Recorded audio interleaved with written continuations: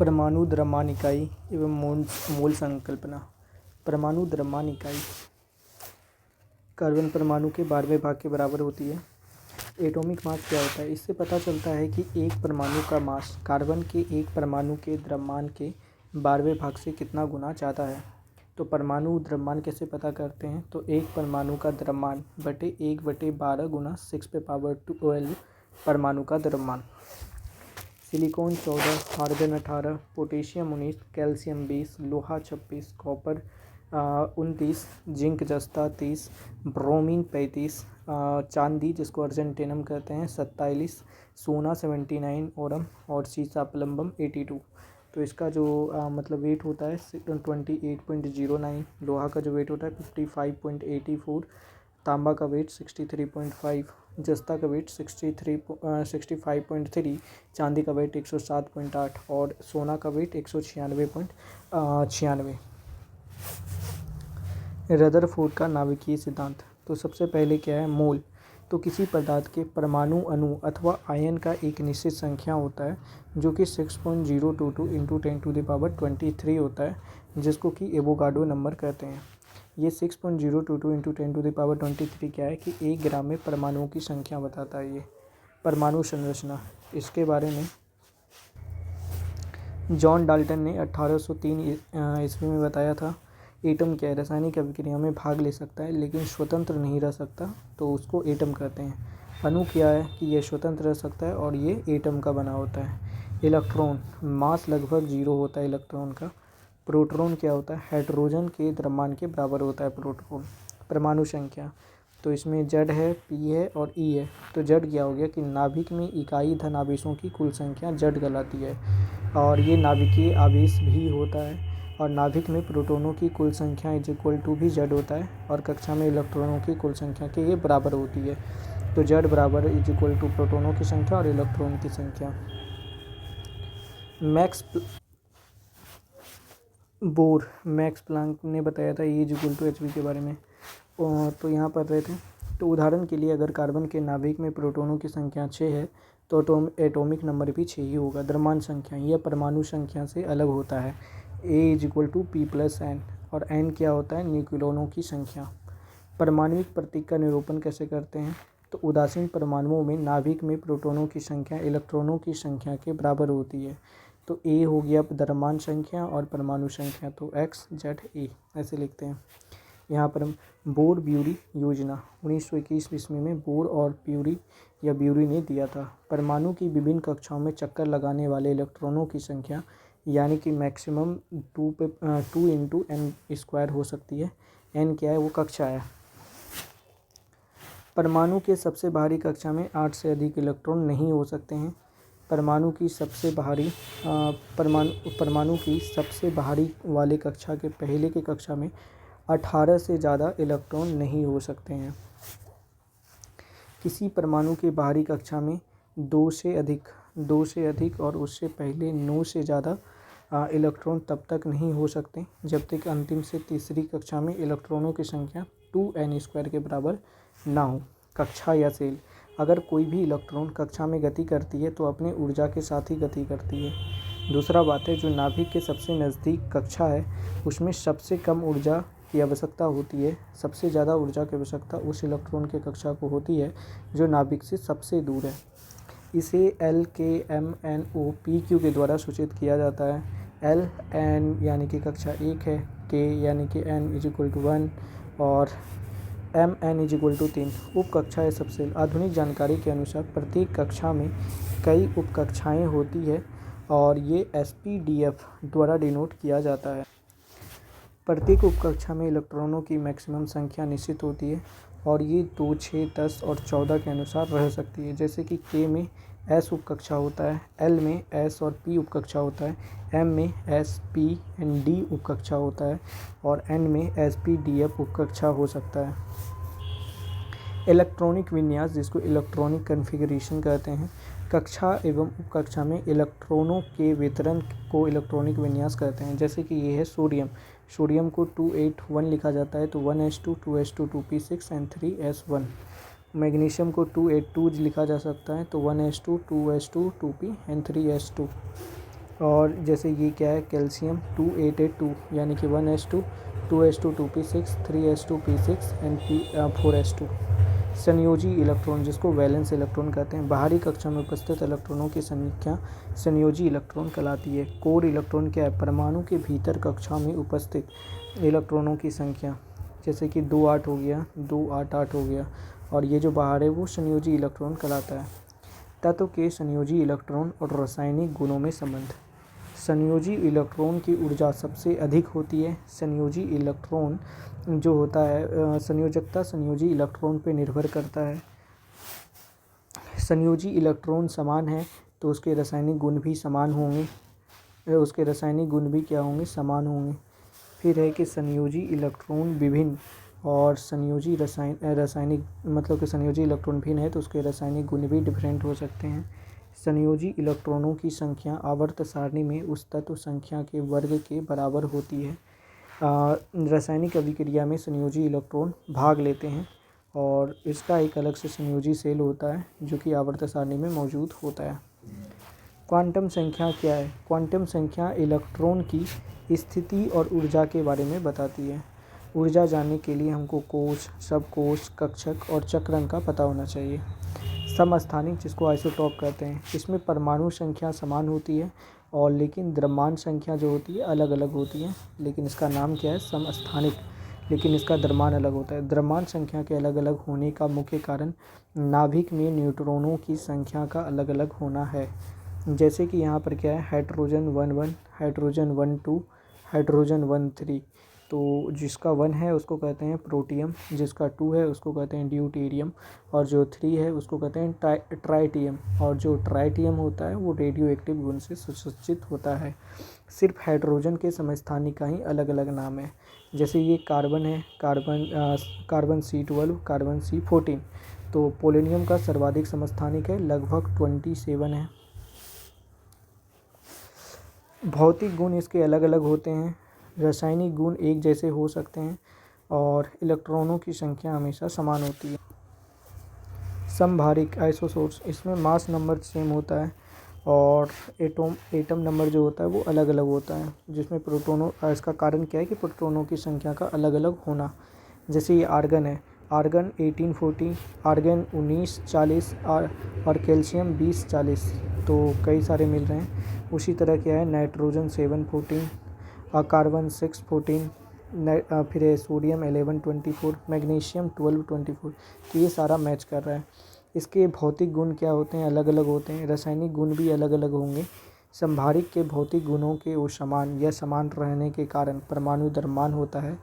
Radio active तत्व beta कणों के उत्सर्जन से संभारिक बनते हैं और ये भी दो तरह का होता है, एक होता है सम न्यूट्रॉनिक और एक होता है सम इलेक्ट्रॉनिक। जो जैसे कि यहाँ एक दो चीज़ और आता है, एक सम न्यूट्रॉनिक यानी कि जिसमें न्यूट्रॉनों की संख्या बराबर है, यानी कि दोनों में न्यूट्रॉनों की संख्या सेम है, फास्फोरस और सल्फर में। और सम इलेक्ट्रॉनिक जिसमें इलेक्ट्रॉनों की संख्या सेम है, जैसे कि सोडियम में, मैग्नीशियम में और ये फ्लोरीन में इलेक्ट्रॉनों की संख्या सेम होती है। रेडियो सक्रियता जो स्वतः विखंडित होकर उद्देश्य कणों को उत्सर्जित करती है। रेडियो सक्रियता की खोज 1896 में फ्रांस के हेनरी बैकरल ने खोजा था। यूरेनियम तथा यूरेनियम लवण से स्वतः अदृश्य किरणें निकलती हैं। 1898 में madam Curie and Pierre Curie ने इसका खोज किया था। बैकरल किरणों का निकलना एक एटॉमिक फिनोमिनन है और यह जो गुण है, इसका जो गुण है रासायनिक एवं भौतिक गुणों एक समान हो जरूरी नहीं है। 1898 में मैडम क्यूरी तथा स्मिट्स ने थोरियम की भी खोज करी थी और 1902 में प्रिंच ब्लेंट का खोज किया गया जो यूरेनियम का समस्थानिक है, जो कि इसके खनिज से 4 गुना ज़्यादा पावरफुल होता है। 1903 में पिंच ब्लेड से रेडियम निकाला गया जो कि यूरेनियम से ज़्यादा पावरफुल होता है। अभी नेचुरली टोटल 40 रेडियो एक्टिव तत्व हैं जो समस्थानिक है, जो कि समस्थानिक भी होते हैं। रेडियो एक्टिविटी के प्रकार क्या होते हैं, नाभिक का विखंडन वो स्थायी समस्थानिक तत्व बनाता है। प्राकृतिक रेडियो सक्रियता, नाभिक स्वतः विखंडित होती है, जैसे एग्जाम्पल है यूरेनियम, रेडियम, थोरियम। यहाँ पर क्या हो, यूरेनियम 92-238 जो है वो थोरियम में चेंज हो गया और फिर पोलियम में चेंज हो गया।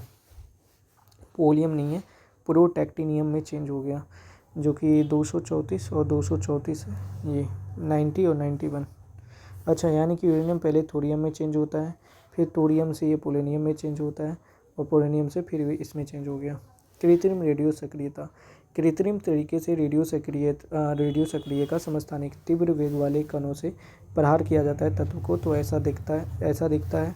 और तीव्र वेग वाले कणों से प्रहार, इसमें प्रोटॉन, न्यूट्रॉन, अल्फा कण या फिर हीलियम कण का प्रयोग किया जाता है।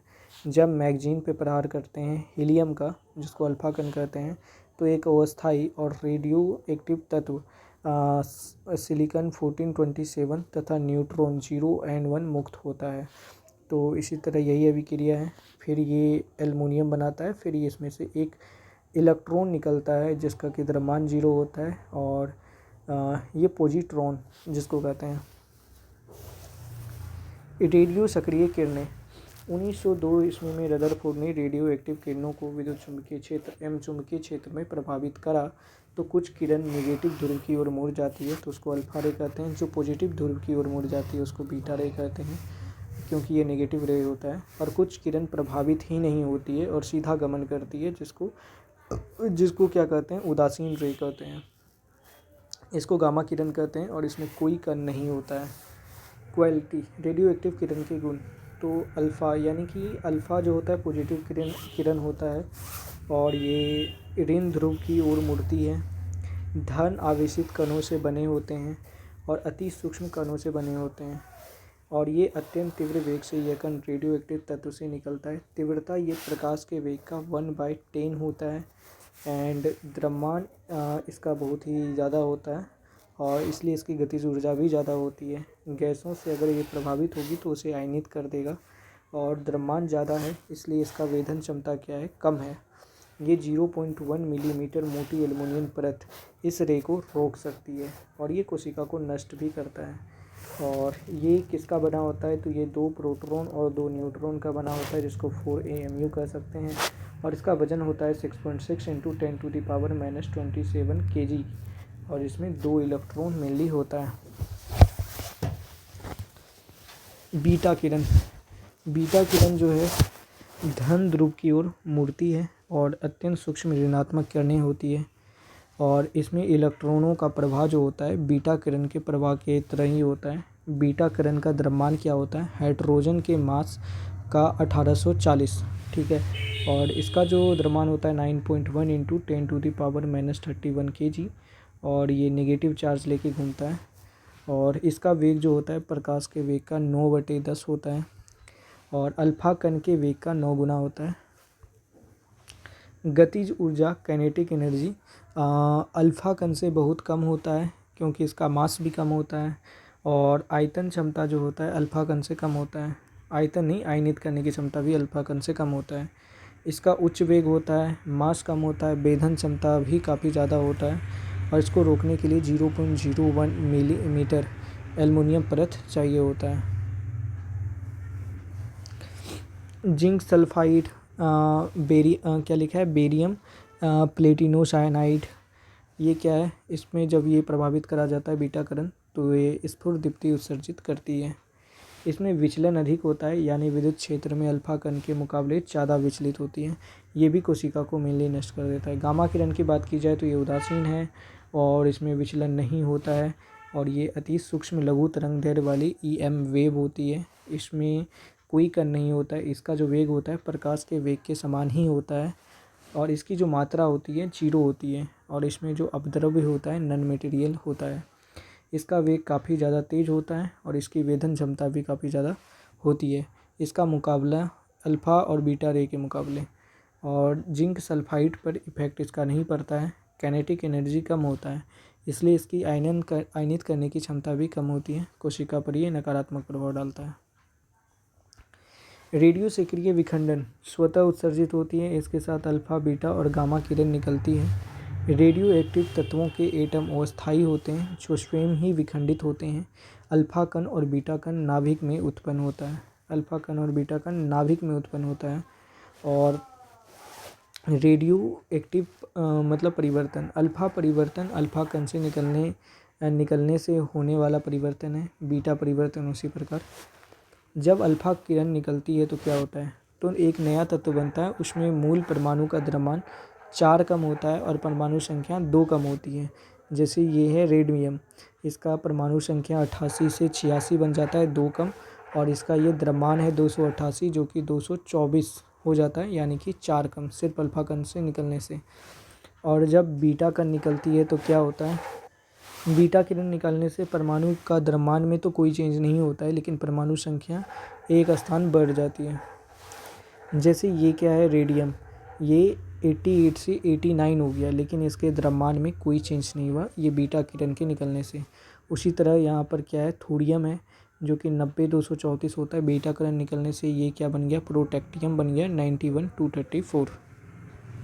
फिर है अल्फा कण तथा बीटा कण, पहला है कि अल्फा कण तथा दूसरा है बीटा कण निकल जाती है तो एटॉमिक मास में -4 का चेंज आता है और एटॉमिक नंबर में कोई चेंज नहीं आता है, दोनों जब ये निकल गया तो। अर्ध आयु काल की बात की जाए तो परमाणु की संख्या प्रारंभिक संख्या की आधी हो जाती है, सक्रियता आधी हो जाती है, और ये जो इसका समय काल है अलग अलग तत्वों के लिए सेकंड से लेकर लाखों वर्ष तक हो सकता है।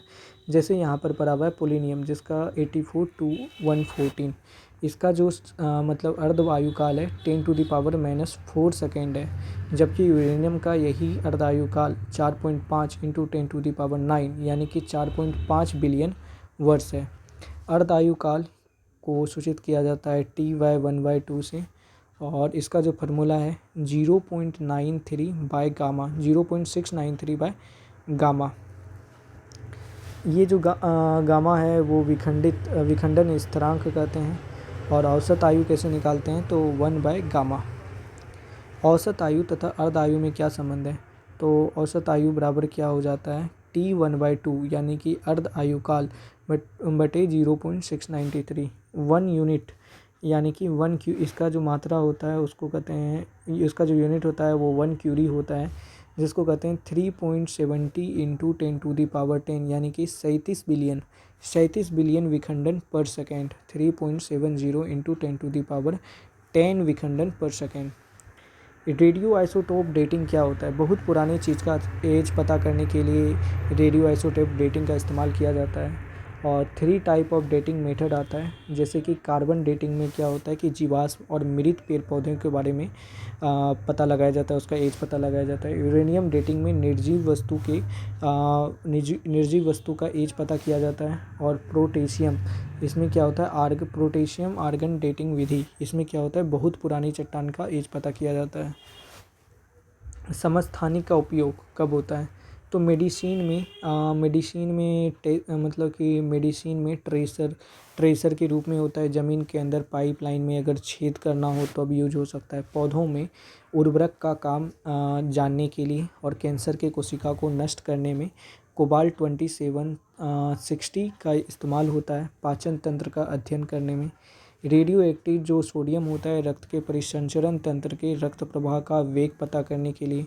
रेडियो एक्टिव जो आयोडीन होता है थायरॉइड ग्रंथि के समस्या को जानने के लिए।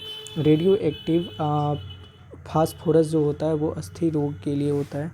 और रेडियो एक्टिव जो आयरन है वो एनीमिया या उरक्तता के लिए इस्तेमाल होता है।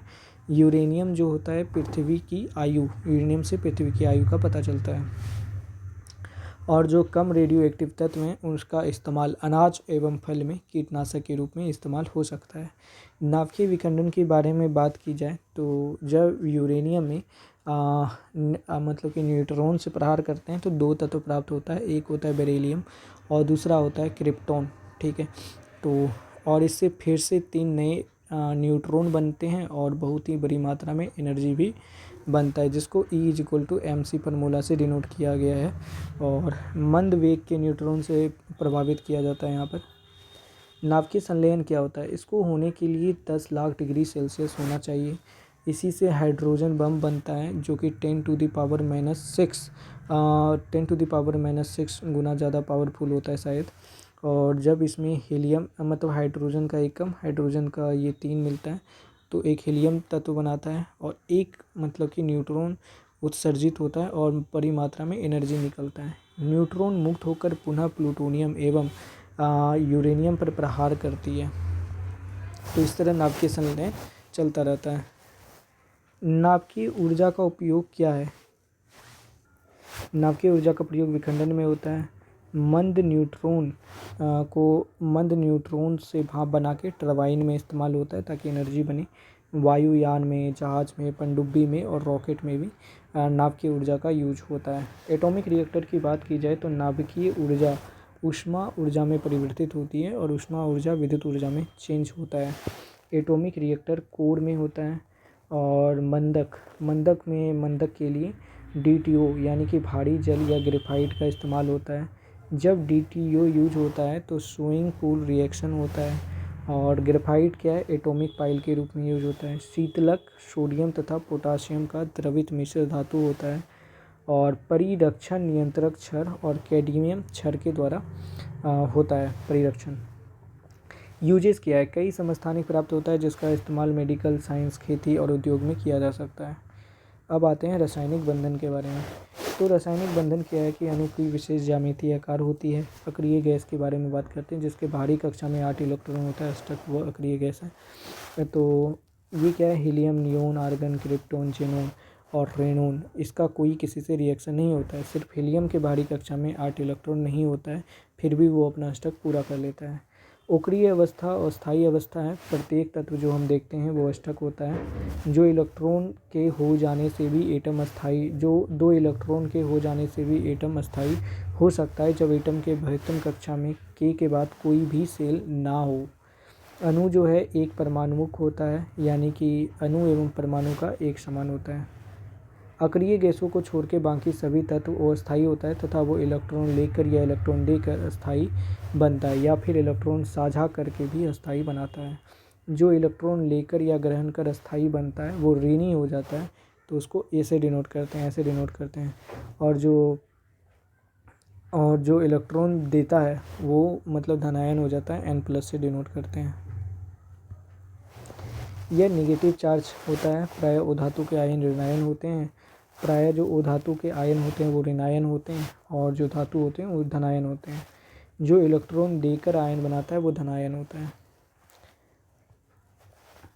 कोई तत्व जितना इलेक्ट्रॉन लेकर या इलेक्ट्रॉन देकर आयन बनाती है वो इलेक्ट्रॉन की संख्या संयोजकता कहलाती है।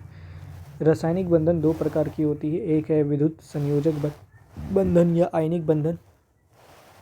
स्थानांतरण के कारण परमाणु के बीच बॉन्ड बनता है, जैसे कि नाइट्रोजन के ये क्या है कि सोडियम के पास एक इलेक्ट्रॉन एक्स्ट्रा था, वो क्लोरीन को दे देगा, और इसके पास एक कमी था तो वो ले लेगा। तो इस तरह ये ऋण पात्र है और ये धनायन है। विपरीत चार्ज के कारण ही बॉन्ड बनता है। ये पहला क्या है कि विपरीत आवेश युक्त आयन होना चाहिए। इसमें मजबूत अंतराण्विक आकर्षण बल होता है और इससे बनने वाले जो यौगिक होते हैं वो रवादार, उच्च घनत्व और कठोर और भंगुर होता है। इसका क्वथनांक भी ज़्यादा होता है, द्रवणांक भी ज़्यादा होता है। ध्रुवीय गोलक में विलय होता है, यानी कि घुलनशील होता है। ध्रुवीय गोलक मुख्य रूप से वह होता है जो एक तरफ बहुत ज़्यादा पॉजिटिव चार्ज है और दूसरी तरफ बहुत ज़्यादा नेगेटिव चार्ज होता है, जैसे ध्रुव की तरह। जल और द्रव अमोनिया इसके उदाहरण हैं। कार्बनिक घोलक मुख्य रूप से तेल टाइप का होता है। इसमें ध्रुव नहीं बनता है, जैसे कि बेंजीन, ईथर, कार्बन टेट्राक्लोराइड। कार्बनिक घोलन जो होता है वो घुलनशील होता है क्योंकि चार्ज के कारण नहीं होने के कारण। ठोस की बात की जाए तो ठोस जो होता है विद्युत के कुचालक होते हैं और अष्टक बनाकर उदास हो जाते हैं। गलित अवस्था में आयनीकृत होकर एक दूसरे के अट्रैक्शन से मुक्त होकर ये सुचालक बन जाते हैं और विद्युत अपघट्य के रूप में यूज होते हैं। इसका रिएक्शन बहुत ही फास्ट होता है और कार्बनिक यौगिक साझा करके बॉन्ड बनाते हैं, इसलिए ये उध्रुवीय गोलक हैं। इसके बाद आ जाते हैं सहसंयोजक बंधक। इसमें क्या होता है? साझा करके बनाया जाता है। ये तीन प्रकार का होता है, एकल, द्विक और त्रिक। इसका गुण क्या है? इसका ये 3 अवस्था में पाया जाता है, गैस, द्रव और वाष्पशील, तीनों अवस्था में पाया जा सकता है साझा वाला।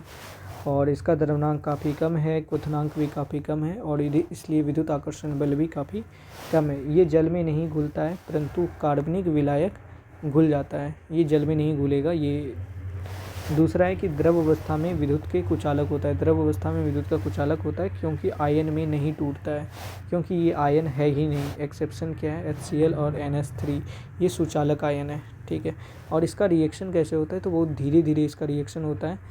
ये एक अणु के रूप में मौजूद होता है। ये किसके बारे में बात कर रहे थे, सहसंयोजक बंधन वाले यौगिकों के बारे में। सहसंयोजक यौगिक के स्थापन के कारण एक विशेष आकृति होती है, साझापन के कारण एक विशेष आकृति होती है। जैसे कार्बन डाइऑक्साइड की आकृति एक रैखिक होती है जिसको 180 डिग्री कहते हैं। एसीटिलीन एक रैखिक 180 डिग्री। मीथेन चतुष्फलकीय 109 डिग्री 28 मिनट। कार्बन टेट्राक्लोराइड चतुष्फलकीय होता है 109 डिग्री 28। अमोनिया जो होता है पिरामिड आकार का होता है 109 डिग्री। एथिलीन जो होता है तलीय आकृति का होता है 120 डिग्री। जल जो होता है कोणीय आकार का होता है और 105 डिग्री। उप सहसंयोजक बंधन कोऑर्डिनेट बॉन्ड बनाता है, ठीक है, जिसको कोऑर्डिनेट बॉन्ड कहते हैं। इसमें इलेक्ट्रॉन का पेयर या जोड़ा सिर्फ एक परमाणु से प्राप्त होता है। जो देता है वो दाता कहलाता है जिसका साइन ये है, और जो लेता है वो ग्राही कहलाता है जिसका साइन ये है। जैसे कि एक उदाहरण है NH4+ का। नाइट्रोजन के निर्जन लोन पेयर्स क्या होते हैं। यह इलेक्ट्रॉन जो सहसंयोजक यौगिक बनाने में योगदान नहीं देते हैं, लेकिन इसके बगैर भी यौगिक तो बनते हैं, वो हो गया। जैसे कि NH3 है, ये किसी के साथ, ये जो बॉन्ड बच गया नाइट्रोजन का, ये किसी के साथ साझा नहीं होता है, ये लोन पेयर कहलाया। उसी तरह हाइड्रोजन जो है, ऑक्सीजन के इलेक्ट्रॉन के 2 पेयर बचे रह जाते हैं एवं फिर भी यौगिक बन जाते हैं, तो वो H2O हो गया। तो इस टाइप का क्या हो गया, लोन पेयर, जिसको कहते हैं उप सहसंयोजक बंधन। यौगिक जिसमें सहसंयोजन एवं आयनिक दोनों बंधन उपस्थित होता है वो कौन सा है, NaOH, HCN, H2SO4 और CaCO3, यानी कि इसमें कम से कम 3 तत्व मिले हुए हैं। जैसे कि NaOH की बात की जाए तो इसमें क्या है कि सोडियम प्लस का साइन लेके घूम रहा है। ये क्या है कि हाइड्रोक्साइड, ये माइनस का साइन लेके घूम रहा है, के बीच आयनिक बंधन है। और O और H के बीच कौन सा बंधन है, तो O और H के बीच है सहसंयोजक बंधन।